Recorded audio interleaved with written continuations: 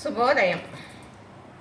ఇలా మట్టి కుండలో పెరుగు తోడుపెట్టుకుని చక్కగా ఎలాంటి పాలు బాగా కాగిన తర్వాత కమ్మట మజ్జిగ తోడేసుకోవాలి. అప్పుడు ఈ మజ్జిగ పులవదు, కమ్మగా ఉంటుంది అన్నమాట. పుల్లట మజ్జిగ తోడేస్తే పుల్లగా ఉంటుంది, అదే కమ్మట మజ్జిగ తోడేస్తే కమ్మగా ఉంటుంది. ఇది చాలా చిక్కగా ఉందన్నమాట. మనం ఈ మజ్జిగ వాడేటప్పుడు ఎప్పుడు కూడా పెరుగులాగా వాడకూడదు. అలా వాడితే వేడి, తర్వాత అరగటం కూడా కొంచెం ఇబ్బంది.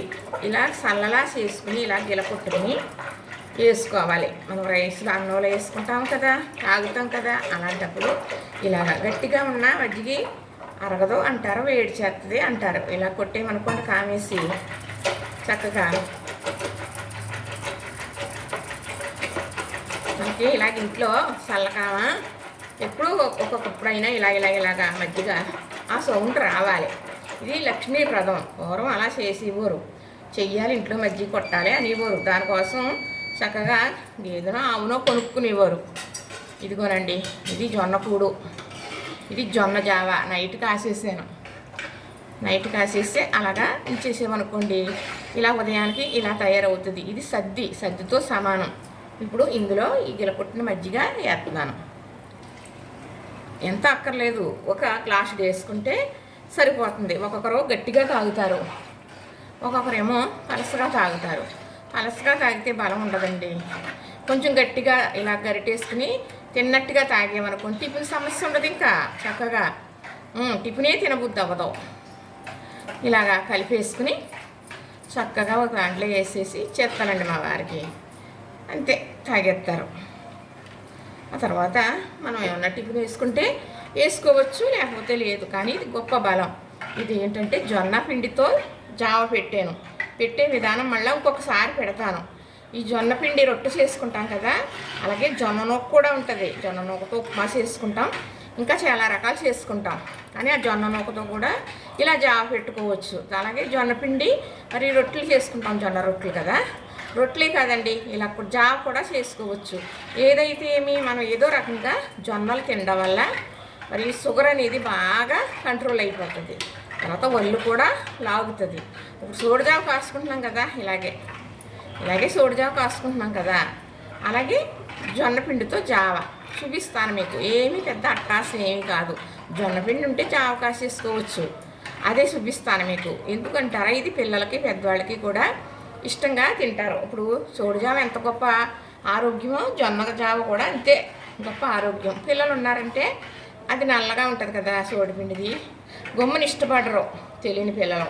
అలాంటప్పుడు ఇలాంటి జొన్న జావ కాసి ఇచ్చేమనుకోండి, ఏదైనా ఆరోగ్యమే కదా, తప్పకుండా తింటారన్నమాట. ఇది కూడా చాలా కమ్మగా ఉంటుంది. ఇలాగా గిలు కొట్టుకున్న మజ్జిగ వేసుకుని మేమైతే ఇలాగింత టైట్గా ఒక్కొక్కరు గ్లాసులో పోసుకుని తాగేలాగా చేసుకుంటారు. అది నీళ్ళలాగే కదా, ఇంక బలమే ఉంటుంది అని నాకైతే ఇలాగ అలవాటు. చక్కగా ఇది తాగేసేసి మరి ఏ పనన్నా చేసుకోవచ్చు. తింటే దీనిపైన ఏమన్నారండి, ఇడ్లీ తినవచ్చు. ఒక గంట పోయిన తర్వాత సరిపోతుందండి. ఇదే ఈరోజు టిఫిను. చూశారు కదా, నిన్నైతే మజ్జిగ తోడు పెట్టే విధానం చూపించాను, చెప్పాను. పాలు బాగా కాగిన తర్వాత తొరకట్టిన తర్వాత ఇలా చూసుకుని గోరెచ్చగా ఉన్న తర్వాత తోడేసుకోవాలి. అది కూడా కొంచెం ఒక శనగబద్దంత సుక్క వేసుకుంటే చాలు, తోడుకుపోతుంది. అది ఎంత తోడేసేమో, ఎంత తోడులో తోడుకుందో కూడా ఒక లెక్క ఉంటుంది. ఆ తోడు వల్ల కమ్మదనం అలా ఉండిపోతుంది అనమాట. పుల్లట మజ్జిగ తోడు అస్సలు వేయకూడదు, కమ్మట మజ్జిగ వేయాలి. ఒక్కొక్కరు చేతిని పులిసిపోతుంది అని అంటారు కదా, అలాంటప్పుడు ఎవరి చేతిని పులవదు అంటారు చూసారా, అలాంటి వాళ్ళ చేత కూడా వేయించేవారు చిన్నప్పుడు. మా ఇంట్లో అయితే మా వారి చేతిని అస్సలు పులవదు. ఆయన వేసారంటే మజ్జిగ చాలా కమ్మగా ఉంటుంది. నా చేతిని పులుస్తుంది అంటారు మా వారు, పులప అంటారు గమ్ముని ఏదైనా.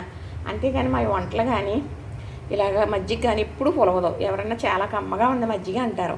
ఆయనకి కొంచెం పాలులాగా ఉన్నట్టే ఉండాలన్నమాట కమ్మగా, అందుకు అలా అంటారు. అంతేమీ పులిసిపోదు. కానీ నేను పర్ఫెక్ట్గా కాసుకుంటాను, తోడు ఎప్పుడు వేయాలో వేసుకుంటాను. అలా తోడుకున్న తర్వాత అది త్వరక కట్టిన తర్వాత త్వరక తీసి మజ్జిగ వాడుకోవటం జరుగుతుంది. చూసారు కదా, ఇవాళ జొన్న కూడు సల్లేసి కలుపుకున్నాం, జొన్న జావ. ఇలాగే చేసుకుంటే మనకు మంచి ఆరోగ్యం. భగవంతుడు ఇచ్చిన ఆరోగ్యాన్ని మన పనుల్లోని మన చేతల్లోని కాపాడుకోవాలి. తర్వాత దైవ నిర్ణయం ఎలాగుంటే అలాగా.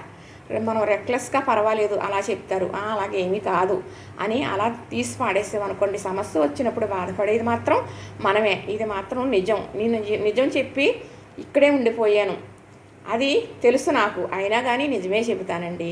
చూసిన వారందరూ లైక్ చేయండి, షేర్ చేయండి, సబ్స్క్రైబ్ కూడా చేసేయండి.